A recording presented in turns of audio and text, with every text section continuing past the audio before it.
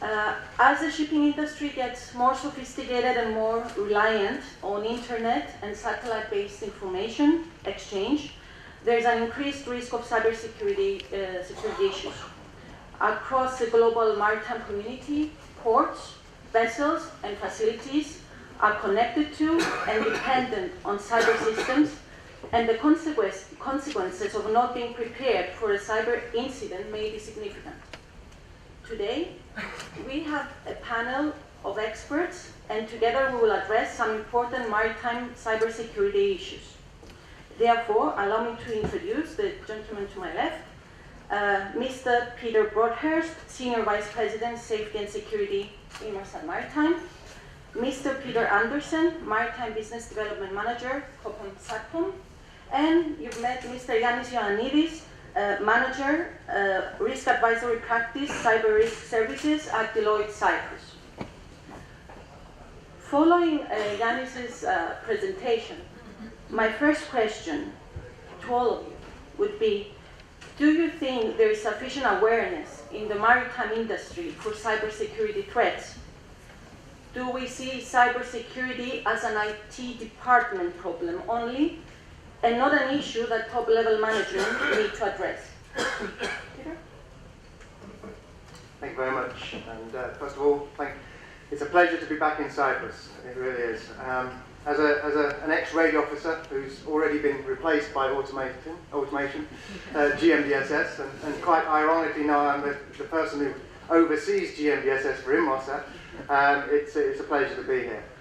So in respect to your question, I believe that the professional bodies have done a fantastic job, the likes of BIMCO, ABS, the likes, to drive the profile of cyber within the industry. And I believe there is a lot better awareness now for the shipping industry in terms of what the cyber threat is. There's still a long way to go. It's something that we need to move forward with. It's not just an IT issue.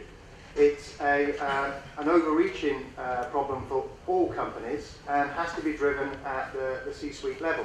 It has to be from a CEO, CFO, CSO, or any of those C's downwards through the company, and that means a lot of training. It means training for the crew, and I was very enlightened by the last panel session, and you know, seafaring for me gave me a fantastic career, and it's great to see that we are embracing a crew. But again, training is necessary.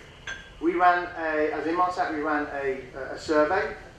90% of crew members said they haven't received no cyber training whatsoever, so they have no understanding of what it is around. And yet 95% of all breaches are caused by human beings. You can look at the technical side of it, but it's human beings, the people that are downloading the wrong stuff, who are plugging USB sticks into products that are causing the problem.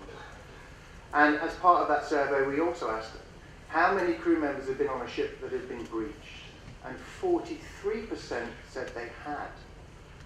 Now that's 43% that knew they had. How many didn't know they'd been breached? So it is a serious problem, and going back to Yiannis' presentation, it's not going to go away. But we don't need to concentrate on the fear, we need to concentrate on how we move forward. And I believe that we've started this kind of movement, and I think we're doing a great job. There's more to be done, but we're on the right way.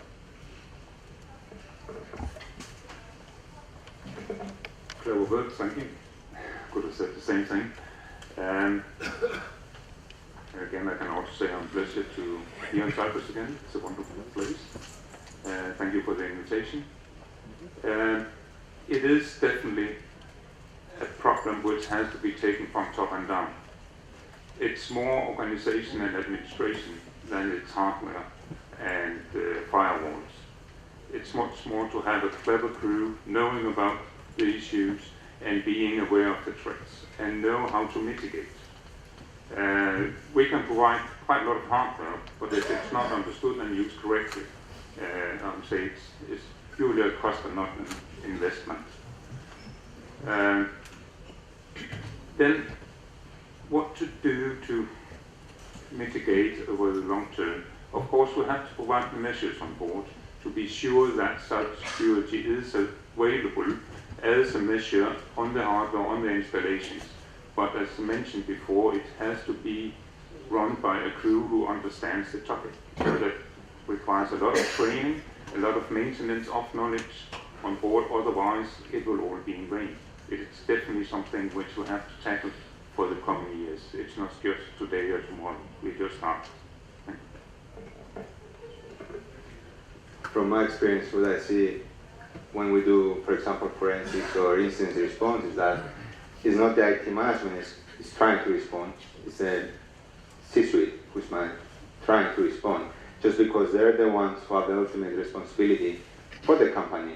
The IT guys are just doing either what they receive the budget for, or maybe what they know. At the end of the day, the communication between the C-suite and the IT management is not one way, so it's not only from top to bottom, but from bottom to top as well. So how can that work is that IT has to do different exercises, different crisis response exercises than the management. But the management also needs to do these kinds of exercises. So what I want to conclude is that it's definitely not an IT problem, and it affects the whole C-suite in general. My next question is on the guidelines that we've seen the last few years. Do you think that having guidelines of best practices for maritime cybersecurity is enough? What are the biggest factors to slow cybersecurity adoption in maritime? Thank you. Yeah. So the simple answer is it's not enough. But we have to start somewhere. And I applaud the initiatives that have been taken by the likes of DNV and BIMCO and the likes, and Coast Guard, whatever, and the IMO. But we need to move a little bit further in terms of moving the industry along. So generally, how Inmarsat sees it, we want to try and bring the industry and all the professional bodies and the member states of the IMO together to set a set of principles which could lead to a set of standards which, should the industry want, could lead to regulation. Now, I'm not a great believer in regulation, but it does kind of flow in that direction. And it's the kind of things that happened in other industries. We are a vertical that's slightly unique, so we need to consider the solution from a risk perspective all the way through end-to-end solution for shipping, and build on the guidelines. And the guidelines, going back to your first question, have really highlighted a lot of the cyber profile. So I think what we need to do is come together more as an industry now and drive forward to take those guidelines to the next phase. Yes, surely. It gives the guidelines, especially the BIMCO or the industry guideline, which is promoted by BIMCO, gives a very good set of frames, what to consider, how to start the work, but then it has to be more concrete, it has to be established much more in the industry, so we actually have something to work from and something which can be audited. We have to set up standards for cybersecurity and how to mitigate cybersecurity. These standards shall not only be technical, but it also be in requirements to the crew training, to the knowledge about how to mitigate a cyber attack, and all the procedures within the shipping company and on board the ship itself. The biggest challenge when developing standards is to make it be scalable. Coming from Cyprus and knowing the Cypriot reality, many of the guidelines cannot be applied to Cypriot companies. Either the cost or effort required is not worth it.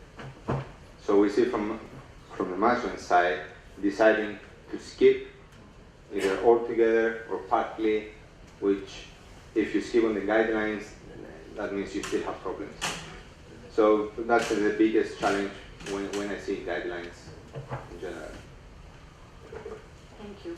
Well, I have a few more questions, but we have not enough time. So I would like to open the floor to questions now, if there are any, to give you the opportunity to address our panelists.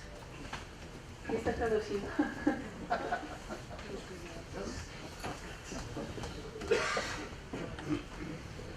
Hi. Very interesting topic. I was just wondering, question for the panel is, we also have now satellite communication and data flowing from planes, from the aviation side. So I was wondering, are you as an industry, I mean, you, the drivers and the guidelines, looking also at aviation, what are they doing? Because it's also a risky vehicle, let's say, as it ships. Thank you. Okay, thank you very much for the question. So, most definitely, the aeronautical industry has some good practices that we should share that are aligned with us. Some of you may know they're going through a process of GADSS, the Global Aeronautical Distress and Safety System, which is aligned with the GMDSS because, again, best practices have kind of aligned that. So I think there's a lot we can learn from both industries. Most definitely, the connected plane is high on Inmarsat's agenda. It's ironic that I find that an aeroplane is the only place where my mobile phone doesn't work, but my company wants to make it work, but there you go. But again, it is coming, it will happen. Segregation of the cockpit and the navigation away from the passenger traffic is essential. And they have got some very good practices around that, which we could build on. But most definitely, yeah, the data plans that we're building are in line with a cyber profile for the future. And we need to adopt some of those within the maritime industry. Yes, thank you. Yes, we're a little bit in the same boat here as well. But we are producing the hardware to be fit on both the boats and on the airplanes. And we can see much higher requirements from the aviation industry than we see from the shipping industry. So there are much higher requirements to how we manufacture, how we make cybersecurity, how we build our softwares. Of course, it's very much in line with what we hear and what we see in guidelines and in discussions for the maritime industry. But it's not just good on paper yet. So we do not meet the requirements. We can use those as company standards, which we do to some extent. But the aviation industry, it's much more stringent on writing these requirements down on paper. How far we shall go is depending on the industry, but definitely there is something to learn from and pick the chairs, maybe say so. Martin, I just wanted to pick up on Yiannis' point because Okay. Yes, Martin, Sutton, thanks. I wanted to pick up on Ioannides' point because from working, I've been looking at the sort of smart shipping side, and what rapidly becomes apparent when you start looking at a fleet of ships is that not only is every ship different in terms of the IT, or nearly every ship is different, but generally the management don't know how the ships are different. I mean, there isn't a database in the office that says what the systems are on every ship.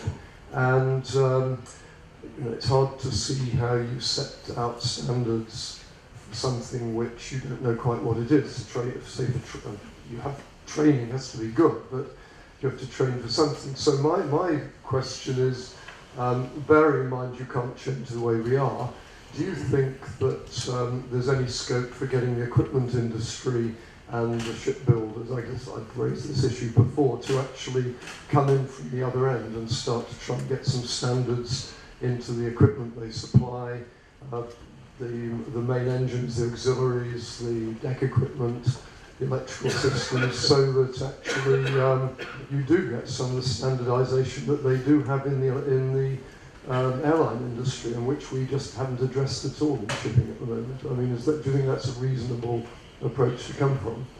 Well, perhaps we can hear from Yiannis and then from Peter, as he presents a manufacturer of equipment. So, yeah, I agree with you that if we put the guidelines and standardization in the production and from the production side, it's going to be easier. But when I talk about training, about vessel training, I'm not talking about the equipment as much, rather than the people. Because this is from different researches that have been done, it was noted that crew members are not very aware about the security policies of a vessel.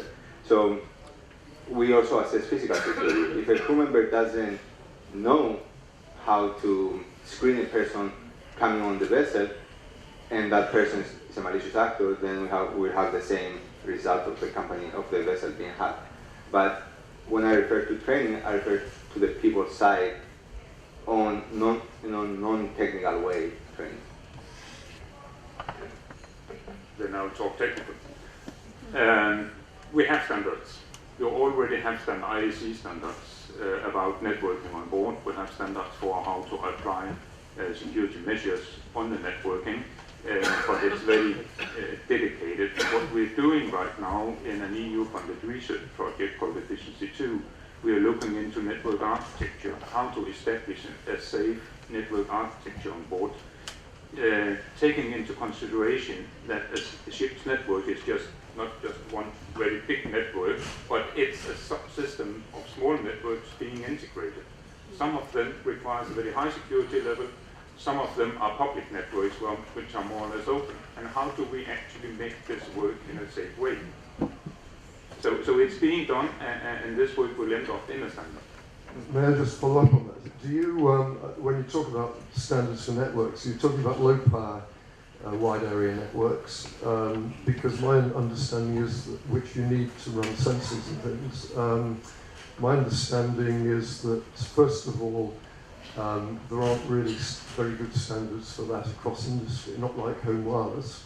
And secondly, the ship's a Faraday box, and so you've got this whole question of how do you actually communicate with not just the engine room, but the bilges and the cargo areas, and is the industry dealing with that?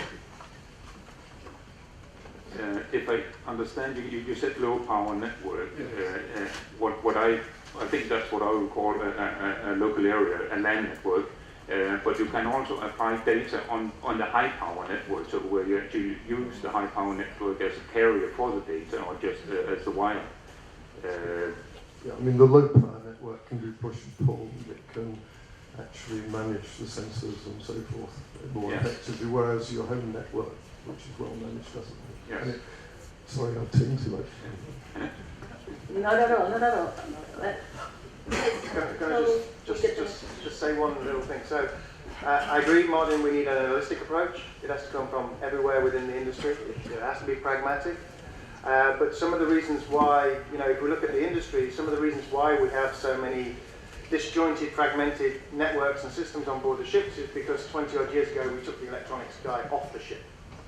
And my controversial question as we move forward with the Internet of Things and all of these connected ships, that skill set may be something that is required on board a vessel.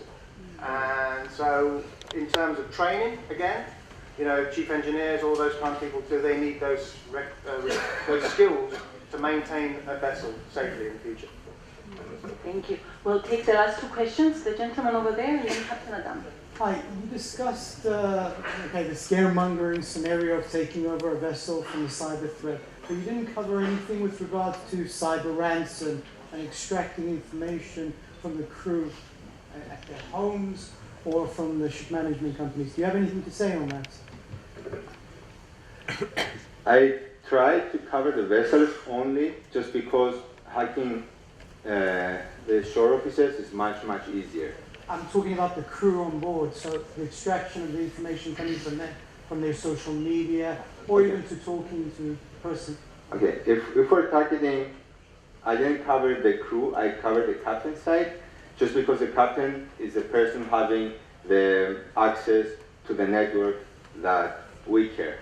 So that's the vessel, the actual vessel network. I'm not talking about the guest network that the crew members will go on the social media, and that's something that cannot be controlled as is at the moment, just because crew members in most vessels have access everywhere so that they can cope with being away from home, and that's Skype, Dropbox, whatever.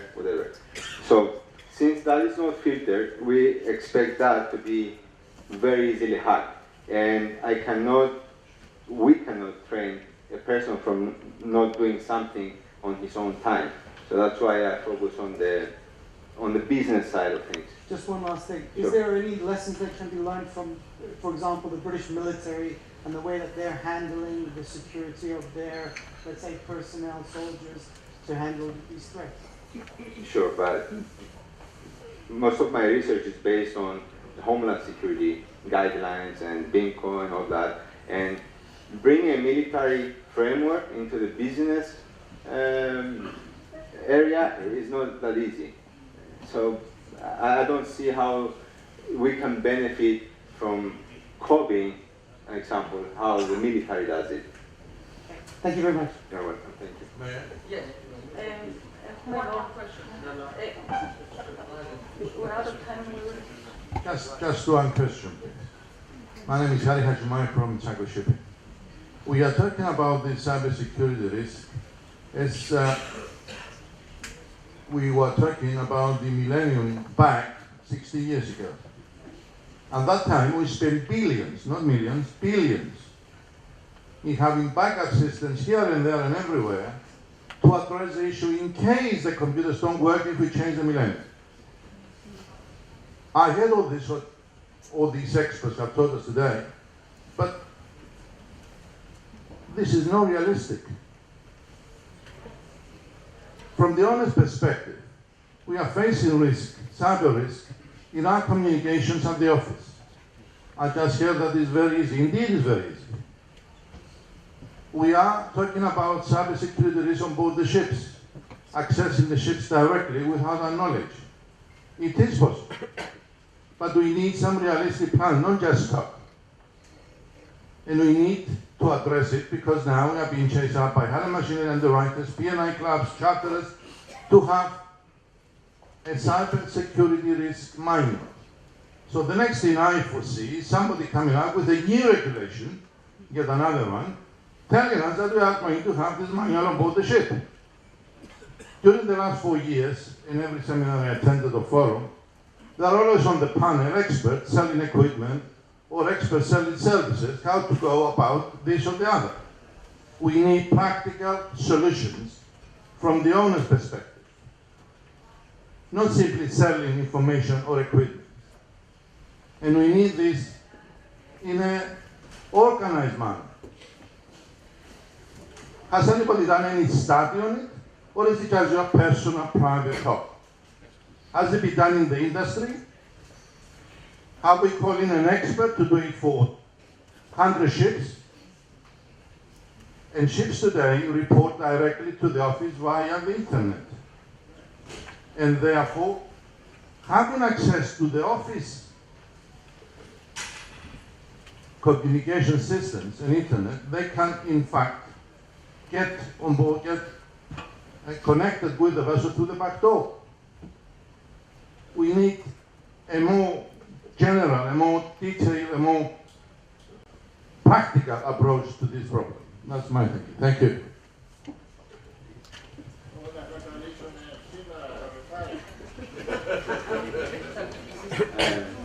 Can I give a... She's my colleague. He wants to clear all his problems from this step. Yes, from this step. Yes, this does not mean I don't agree with him, but the question should be shorter.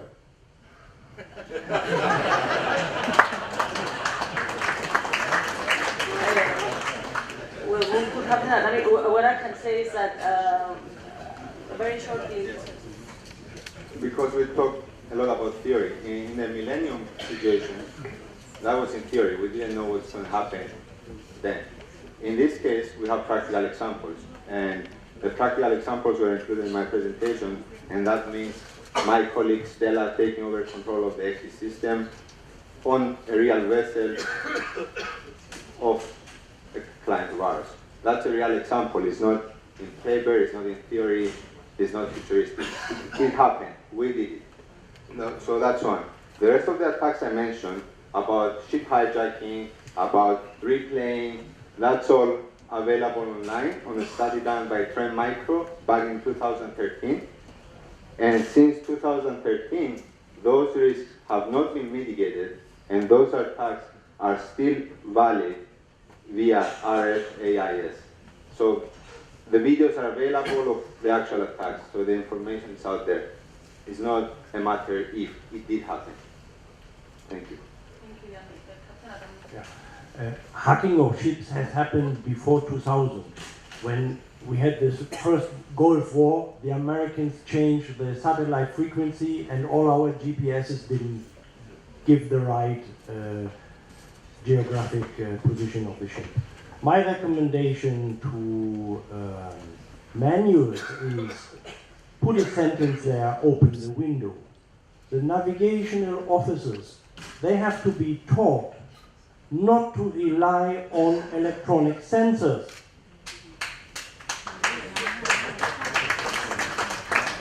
If we take our bearings and we position our vessel by 3 lines, we are not involving any computer, we are not involving any internet, we are just doing what seafarers have been done for thousands of years.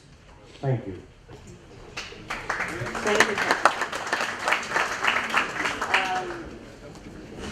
Thank you very much. Hearing our 3 panelists, we see that the potential impact of marine cyber attacks includes potential revenue loss, environmental damage, and loss of life. We as an industry must raise awareness of cybersecurity at the executive level.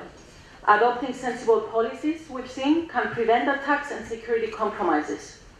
Developing and implementing such policies will require a top-down approach within a company, while training employees on how to recognize cyber attacks and implementing policies are steps that a shipping company must take. As we heard today, there's no shortage of neither motivation nor opportunity. Realistically, 100% security can never be achieved.